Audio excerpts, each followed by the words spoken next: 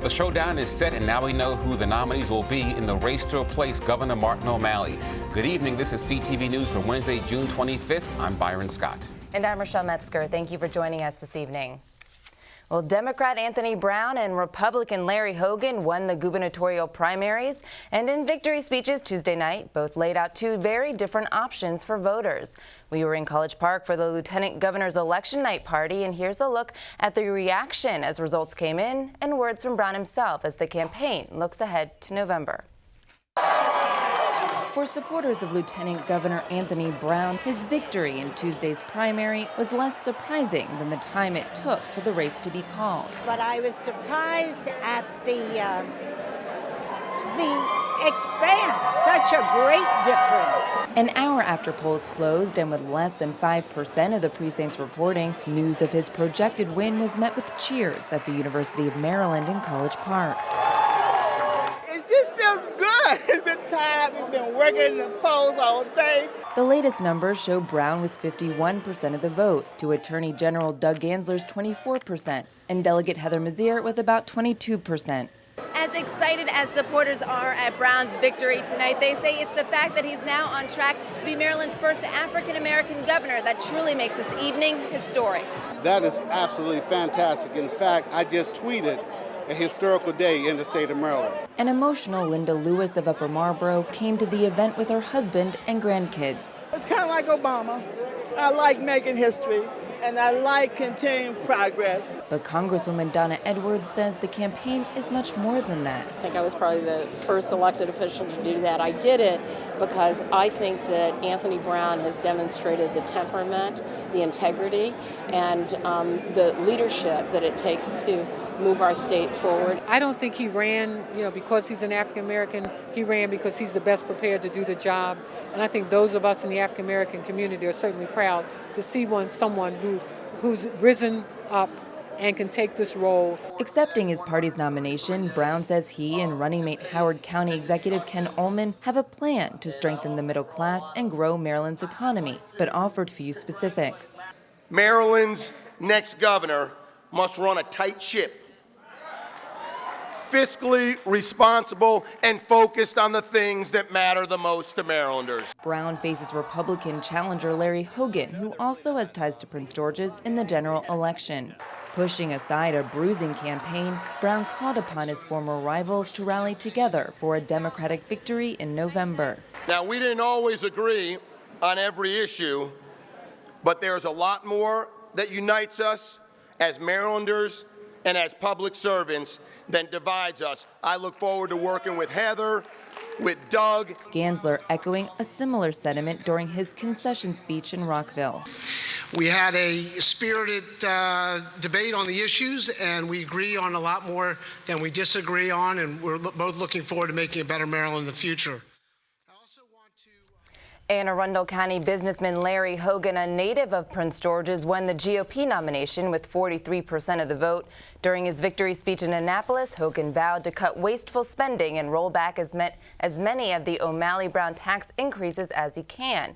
He also recognized Gansler and Mazier and invited their supporters to consider joining with him and running mate Boyd Rutherford in growing the private sector and restoring Maryland's economy. Well, on the county level, some new candidates will be filling county council seats. CTV's Stephen Graves is out while potential members who are campaigning at the polls joins us now in the studio. Right. As you just heard, a very exciting gubernatorial race, but right here in the county, it was pretty intense as well. And those results for a county council race are in, and there are guaranteed at least 3 new faces on the board. One of these is newcomers Todd Turner, running for the District 4 Democratic seat.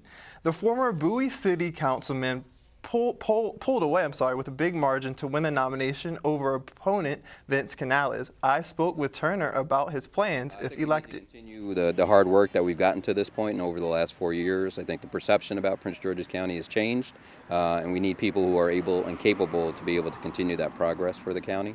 For the last 8 years, I've been a city council member here in Bowie, and for the last 12 years, I've been on the county council staff, having worked directly with the current county council members, but in a staff capacity.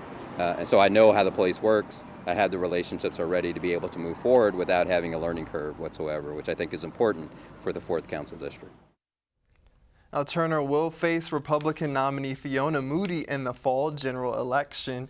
Now, he pulled away from this election with a 65% margin of votes. And I spoke with him this morning. He was, of course, excited to represent the 4th District if he wins in the general election. A lot of new faces could be coming to the council, and that is a large margin. Congrats to him. It is. Congratulations. Yeah. Thanks, Stephen. Yeah.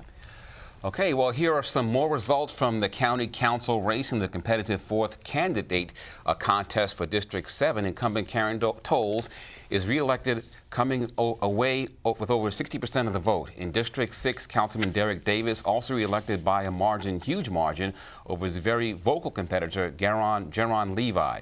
Davis will go up against Republican Kenneth Blanchard in the fall.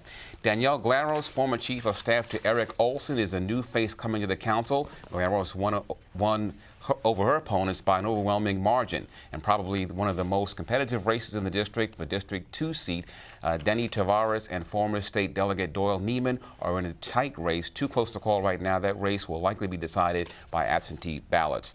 Now, incumbents Mary Lehman, Andrea Harrison, Obie Patterson, and Chairman Mel Franklin all ran unopposed and are returning to their seats on the council in the fall. Well, Byron, even as we mentioned, victories by 2 incumbents, the Democratic primaries, bring major changes to the makeup of the next Prince George's County Council. Term limits prohibit 3 of its current members from seeking re-election, which means losing 1/3 of the panel to turnover. Adam Ortiz, director of the Prince George's Department of the Environment, says he welcomes the fresh faces, but after serving 3 terms as mayor of Edmonston, he also believes that term limiting experienced leaders can hinder progress. Convene in executive session. The commission studied this in depth, and their recommendation was to go to 3-term limits. I think that's a great move, and it's something that the county executive and a lot of others do, because in Prince George's County we have a lot of talent, a lot of people develop and grow in the roles, but then they term out before they can really develop their skills and experience to the level that they should. Also, when people term out of office, they're less competitive to move up to state level. So I think that the measure that's going to be on the ballot later this year that is anticipated is going to be a big step forward. Given the party's domination in local politics, the Democratic nominees will most likely join the 9-member council after the general election in November. And you're watching CTV News. I'm Rochelle Metzger. And I'm Byron Scott.